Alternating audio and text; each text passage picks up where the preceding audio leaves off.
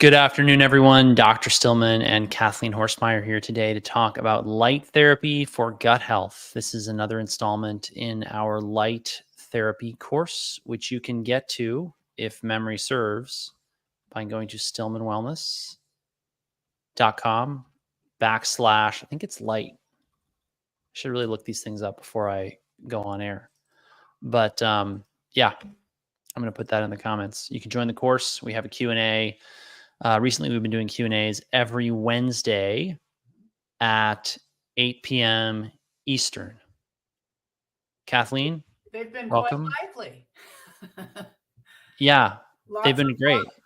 We've had more and more people on as we've been doing them more and more consistently. So drop by, talk to us about specific products, which we can help you understand how to use and what's worth it, what's not, and so on and so forth. We've had a lot of testimonials. And if you're in the course, it's worth knowing that, you know, in the Q&As, we'll get these great testimonials. I mean, crazy stories of people's improvements with different products that, again, we won't mention here because for reasons related to the FTC, the FDA, you're not allowed to say, you know, even if it's true, you're not allowed to say things like this light therapy product, insert product name here, cured my insert terrible disease, symptom, illness, whatever here.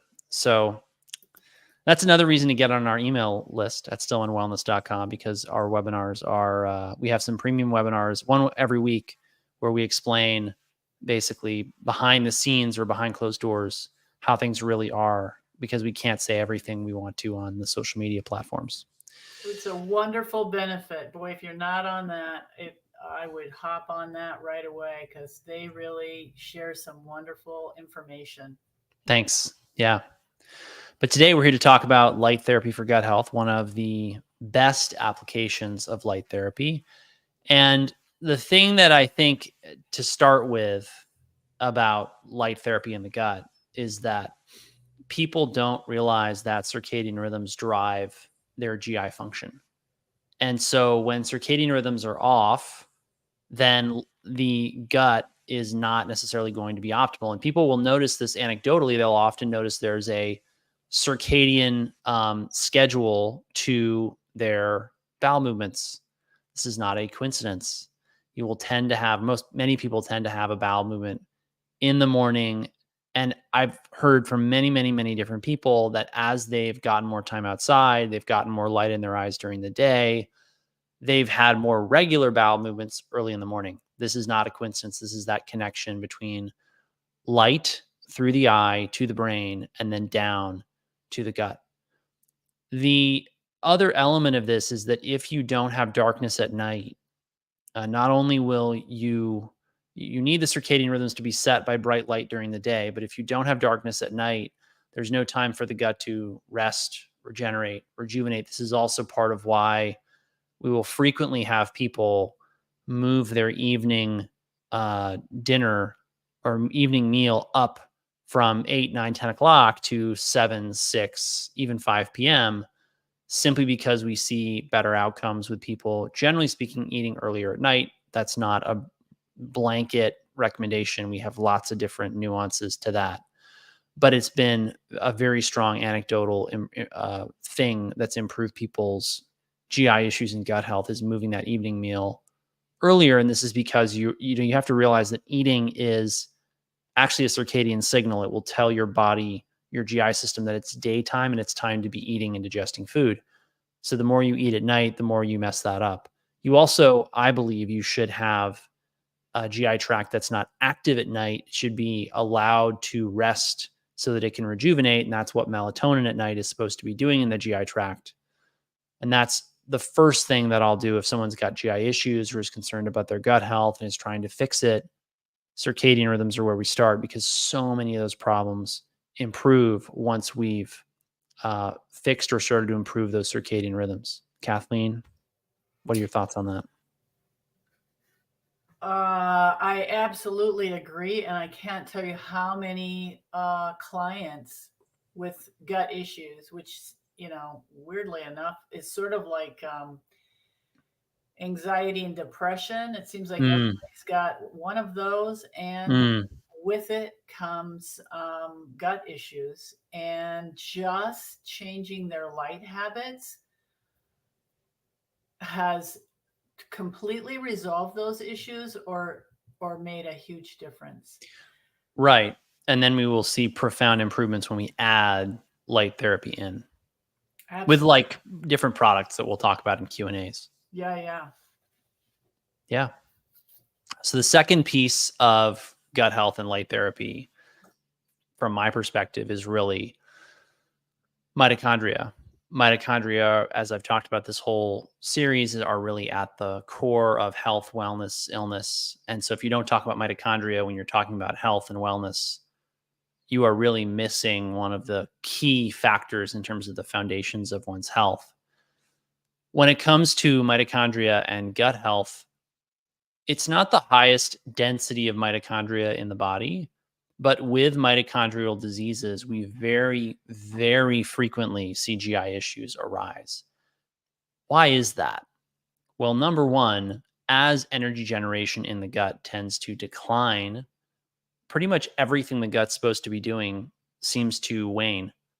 You know, as people age, for example, their stomach acid production goes down. And we may surmise this is due to a lack of energy from mitochondrial energy production in the stomach, right? As we age, our enzymatic production tends to wane and decline. So we're digesting our food less because there's fewer enzymes. There's less stomach acid, fewer enzymes, less well digested food, less nutrients get absorbed. People wind up malnourished. This then can accelerate the aging process that goes along with mitochondrial disease. So, you can go through the rest of the digestive tract, and this is true. There's one other organ or system, I should say, that's in the GI tract that's really important for gut health that we have to talk about when it comes to light, and that's the immune system. A huge proportion of the GI issues that people have today are actually intimately related to the function of their immune system. They'll get labeled as autoimmune or allergic. Regardless of what's going on with the immune system is invariably it's confused. Usually it's underpowered in terms of some key nutrient like vitamin D or a mineral. And so the immune system is not effectively managing or fixing the gut as it's supposed to. The microbiome may have gotten deranged. The microbiome steals a lot of the headlines when it comes to gut health. I'm not going to talk about it a whole lot today because the funny thing in the light literature is that you'll see that fixing someone's light environment will have a profound effect on their microbiome. That's, one of the first studies I saw on that ever was Jeff Leach sending one of his lab assistants to live with the Hazda in Africa. There, he went from London to Africa and he saw a huge shift in his microbiome. Now, the caveat there is he also adopted the Hazda traditional diet, which, as you can imagine, is very different from the typical Londoner's diet, right? No processed food, no modern industrialized foods, all hunter-gatherer, organic, foraged, farmed, fished, hunted. Or I guess technically they have domesticated animals, so very wild, very natural. So the point there is the microbiome will respond to light dynamically, which is part of why we don't actually end up doing a lot of microbiome protocols in my medical practice. We do things to fix mitochondria. We do things to optimize the lighting environment and all kinds of other diet and lifestyle changes, but we rarely actually directly manipulate the microbiome with things like probiotics. But back to the mitochondrial story and the immune system. So part of why the immune system is off track is you'll see in these people, there are problems with energy generation. And so then when you do things that improve mitochondrial function, the vast majority of immunological issues will respond. And there is, I would say, a paucity of data in this world. I would like to see more data on the treatment of immunological disorders of the gut with light therapy. It's very clear from the historical data that as we've moved indoors, away from natural light, out of our normal circadian phase, we've seen GI issues in general, but specifically immunological issues in the gut explode in prevalence and severity. And that is why it does not surprise me when somebody who's got GI issues gets out in the sun, starts to get sun, particularly on their stomach, because you will get some absorption of some of the light through the stomach wall, not necessarily into the organs of all the organs of digestion, but some of them are relatively close to the surface of the body, and they can actually be reached by light coming in through the stomach wall. They'll see huge improvements in their function, how they feel, um, to the point that, like you said before, a lot of these issues will go away. And it has to do with this improvement in circadian health, mitochondrial function, energy generation, and it all can be unlocked with light. And of course, as I said before, that will also have an effect on the microbiome. Kathleen, thoughts on that? We are light beings. Yes. And if we're not getting light, we're not giving light, and the circle of life is not happening. We're having a lot of bumps in the circle. And I had several, which really surprised me. This is now maybe even 10 years, 7 years back. I started having lots of children coming into our clinic, and they had gut issues. Well, they were on, the now instead of being outside playing, children are on devices playing video games, and that has had a profound effect in multiple ways. But all Yes. of them had gut issues, and I think the earliest that we have a 7-year-old. It's getting worse. Yeah, it's sad, but this is it's such a doable fix. And Agreed. the changes are so profound and encouraging to people that if we can just, like, again, thank you for doing this, because if this message can just get out there, we can really change some issues for people in a really big way. Absolutely. Absolutely. So let's talk a little bit about specifics of light therapy in the gut. So, two big wavelengths that I start with: red and infrared. So, red and infrared light, very powerful healing frequencies for the body. They affect all kinds of different processes, many of them immunological. I mentioned the immune system, earlier. That's part of why these frequencies play a role in gut health. So I start with red and infrared light. Getting this on the gut directly, like I said before, these frequencies can penetrate up to 20 millimeters into the body, which is enough distance for them to reach much of your abdominal viscera. So getting red infrared light on the gut, on the abdominal wall, to me is critical. You can do that with a lot of different tactics or different products, devices, approaches. Different panels. You can do handheld devices. There's lots of options. And then the sun, of course, is always great. Really powerful therapeutically, which so many people just still don't realize how powerful the sun is as far as its content of red and infrared light.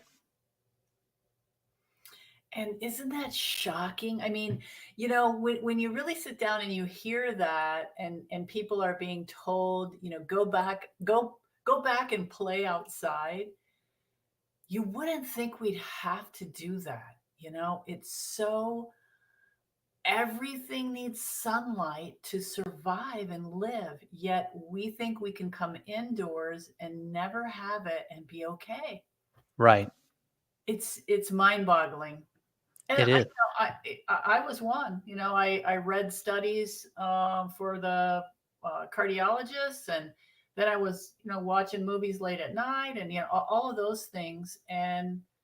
But to I think the older you are, the one thing about it is we did play outside, and now Right.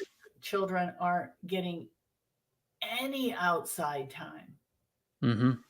And that just starts them off, and their gut health is tanked right from the get-go.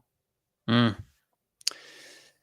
Yeah, and on that note, we have to talk about visible light, which sets your circadian rhythms. Visible light in terms of its direct effect on the gut, I'm not sure. I've never seen anyone study it. I'll put it that way. But you've got to have healthy, optimal circadian rhythms in my book to have optimal health, let alone optimal GI or gut health. And so getting people outside during the day and getting the lights off at night and getting artificial blue light out of the environment, or at least mitigated somewhat, is really critical for getting the GI tract back on track. And then the last frequency group I'll talk about is the ultraviolet frequencies. So ultraviolet A, ultraviolet B, these have been shown to have effects on the microbiome, which I think is really underappreciated. People don't know that UV light isn't just good for making vitamin D or causing skin cancer. It's going to have a whole lot of other effects. And some of those effects on the gut and the immune system are really interesting, and they're not mediated by vitamin D. They can be mediated by things like melanocyte stimulating hormone, the whole pro-opio-melanocortin pathway, endorphins, endocannabinoids. So endorphins are your endogenous opiates, your body's own self-produced, self-made, self-released opiates. Endocannabinoids are your body's cannabis-like compounds. These have immune modulatory effects. They have effects on the gut. They have a role in keeping you healthy. UV light can trigger their release from the body and their creation in the body. And this is also part of why, it's all part of why the more sun you get, the lower your risk overall of mortality and of death. And this is also part of why we see people having profound improvements often in their GI health when they start to get exposure to more UV light. Now, I think this is the part where I say, you've got to work with a practitioner. You don't want to overexpose yourself. You don't want to get sunburned, et cetera, et cetera. But we will get people who come to us from an indoor lifestyle, can't remember the last time they got sunburned or had a tan. They start getting more time outside. They start getting more ultraviolet light. Their vitamin D levels come up, and a lot of their GI issues improve. And this is part of why we're doing this course. The UV light, UVA, has this effect on many different hormones. The UVB makes vitamin D, which then has all these other effects on the body. And between these different things, that's why we see such a profound impact on GI issues and the gut through light therapy. Kathleen? And doesn't UVA stimulates serotonin production, which also then helps the digestive tract to move? I'm not sure about that. I know that visible light stimulates, because people don't maybe realize that it's the cascade from tryptophan to serotonin to melatonin. Many different things will upregulate that. So for example, if you have people eat their breakfast with a lot of tryptophan and they eat it in a brightly lit space compared to a dimly lit space, you'll see more melatonin later on that day. And it stands to reason then that they may have more serotonin as well. But the thing is, if you have good conversion from serotonin into melatonin, maybe you don't have a rise in serotonin, you just have a rise in melatonin. So. And how important is that? It's why, we don't have to get caught up in all the details. Yes. We're not really heavy on the details on these episodes because we don't feel that people need all the gritty details. I've read so many papers on this, so many studies, and all this detail, and what nanometer wavelength had this effect in this group for this time. Just the broad strokes we give you here is enough information for you to understand why light affects the gut, the brain, your metabolism, et cetera, et cetera. So if there's nothing else, Kathleen, you want to chat about with gut health, I think those are the key points. Well, I think it's, I think it's key whether you're, you believe, that God set this up or evolution. It's key. It is key. Sunlight is key for everything's operation. That's right. So join our Q&As Wednesday, 8 p.m. Jump into the course. The link is below this video. Thanks everyone for watching. Take care. Have a great day. make sure to get outside.